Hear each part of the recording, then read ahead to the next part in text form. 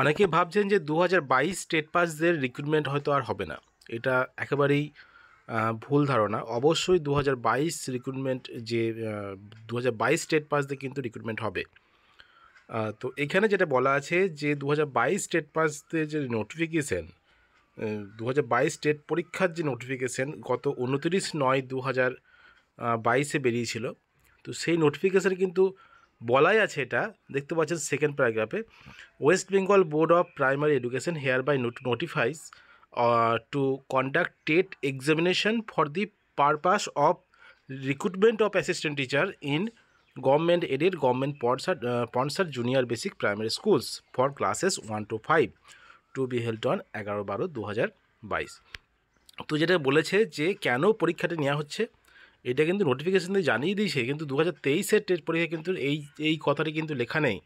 2022-এর যে টেট পরীক্ষার নোটিফিকেশান, সেখানে কিন্তু এটা বলাই আছে যে এই যে টেট পরীক্ষাটা নেওয়া হচ্ছে, এটা যে assistant teacher of government aided government sponsor এবং জুনিয়র বেসিক প্রাইমারি স্কুলের টিচার নিয়োগ করার জন্য।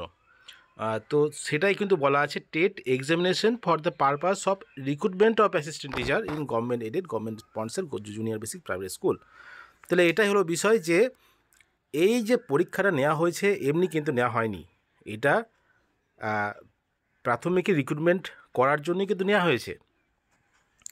এটা কিন্তু 2022-এর যে টেট পরীক্ষা যে নোটিফিকেশন যেটা বেরিয়েছিল গত 29/9/2022, এটাই কিন্তু লেখা আছে, এবং সেটা অবশ্যই ক্লাস 1 to 5 এটাও কিন্তু লেখা আছে।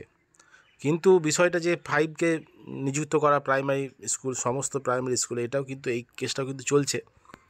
তো এটাই হলো বিষয় যে রিক্রুটমেন্ট কিন্তু হবে, অবশ্যই হবে, এবং সেটা ভোটের পরে হবে। এখন তো আর সম্ভব নয়।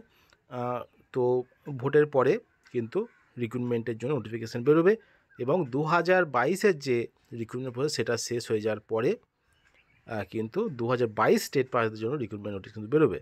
এটা কিন্তু স্পষ্ট, এবং এই পরীক্ষাটা কিন্তু রিক্রুটমেন্ট করার জন্যই নেওয়া হয়েছে, এটাও কিন্তু বলা আছে, recruitment of assistant teacher in primary schools. সুতরাং এটা নিয়ে চিন্তাভাবনা কিন্তু দরকার নাই যে হবে না, হচ্ছে না, দেরি হবে, কিন্তু অবশ্যই কিন্তু রিক্রুটমেন্ট নোটিফিকেশান বেরোবে 2022 টেট পাসদের জন্য।